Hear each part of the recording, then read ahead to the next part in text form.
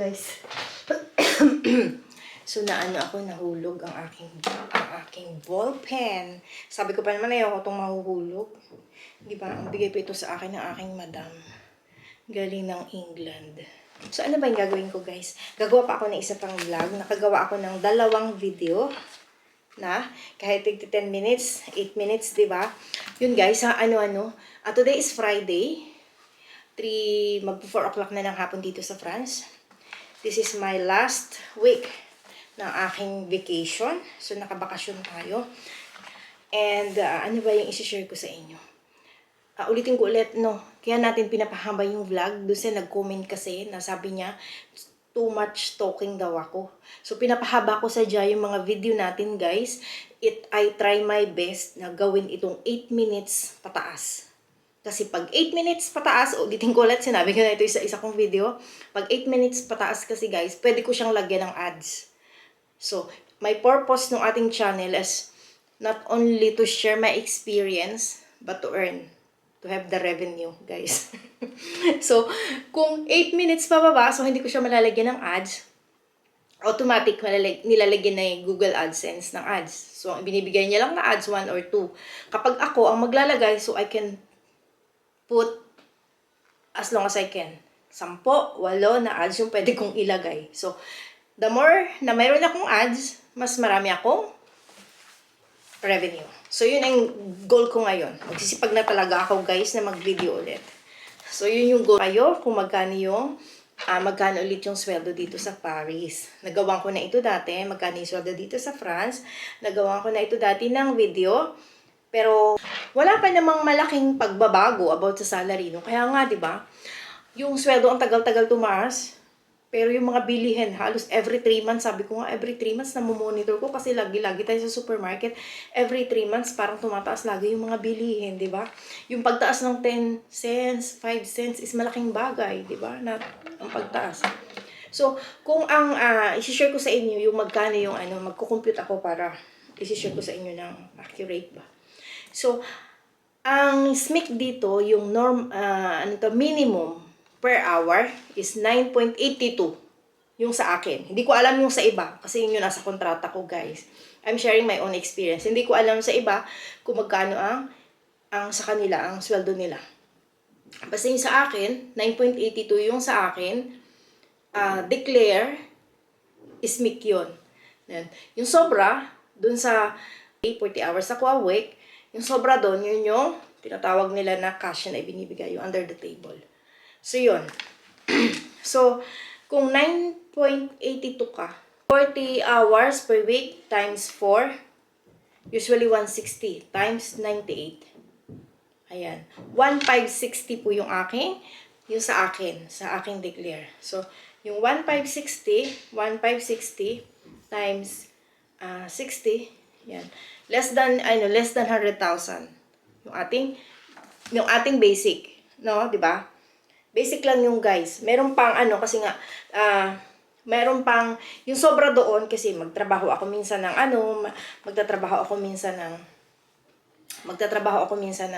12 hours, 13 hours, 14 hours. So yung sobra doon sa 10 hours, yun na yung binabayaran ng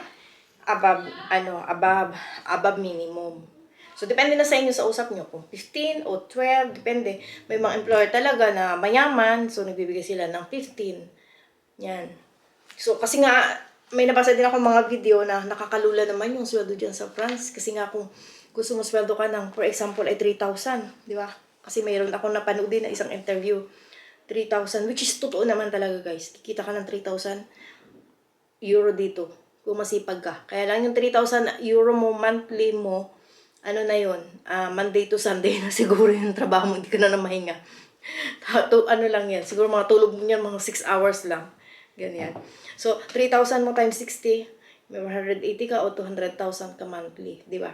So, kahit na ganun kalaki yung sweldo natin, mamaya sa susunod na video, gawin ko din kung magkano naman yung expenses natin dito, yung ating rent, yung ating pagkain, di ba? Yung ating Navigo, yung card, yung ating transpo. So, yun. In short, in peso, kung ikaw ay basic na trabaho, kung basic lang yung trabaho mo, 10 hours ka lang a day, At minimum lang, mga 100,000. Yan. And maka 200,000 ka dito, yun nga, ano na yung trabaho nun? As in patayan na. Wala nang pahinga. Mga 6 hours, 8 hours lang, imagine mo, na ganun lang yung ano mo. Tapos naglilinis ka ng buong bahay, di ba? So, balikan niyo yung mga vlog ko, nung mga nakaraan, konti lang ang naging difference. Yung basic. So, hindi ko din alam. Yung iba kasi sabi may 11, may 10. So, yung akin lang, yung base sa aking experience na at least mayroon kayong idea kung magkano yung sweldo dito sa France. Parang ano. So, yun. And, ano pa ba guys?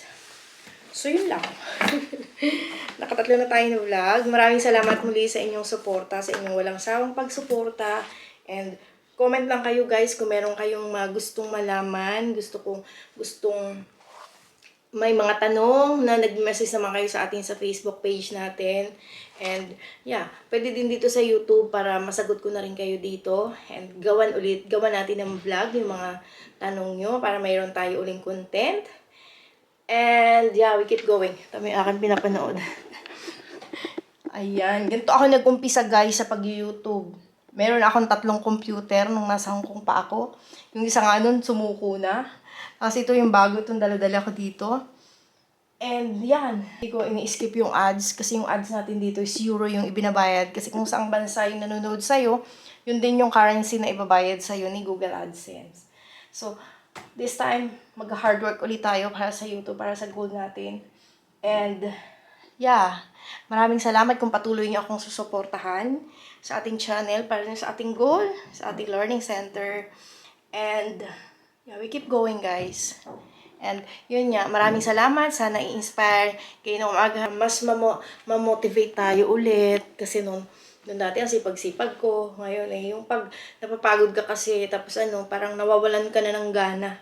So, yun, binalikan ko yung mga comment nyo, kahit yung matatagal pa na comments, binalikan ko, na-inspire kayo sa akin. Merong isa na nag-message kanina sa akin sa Facebook page na subscriber nyo po ako sa YouTube. Ikaw po yung inspirasyon namin, kaya po kami nag-apply papunta ng Poland. So yun, nakakataba ng puso na naging inspirasyon ako ng iba. Yun nga, minsan na nawawalan na rin tayo ng gana na mag-YouTube, mag-vlog kasi nga, di ba, nakakapagod nga. And, yeah, magpapatuloy ulit tayo na mag-video guys. And yeah, we share my experience sa inyo. Kung inspirasyon nyo ako, inspirasyon ko rin kayo guys na yung mga messages nyo ay nakakatuwa na isa pala ako sa inspirasyon nyo. And then yun, inspirasyon ko din kayo. Kasi kung wala naman kayo, hindi din tayo mag-vlog ng ganito, di ba? So we keep going and yeah, we love you all guys. And God bless us all.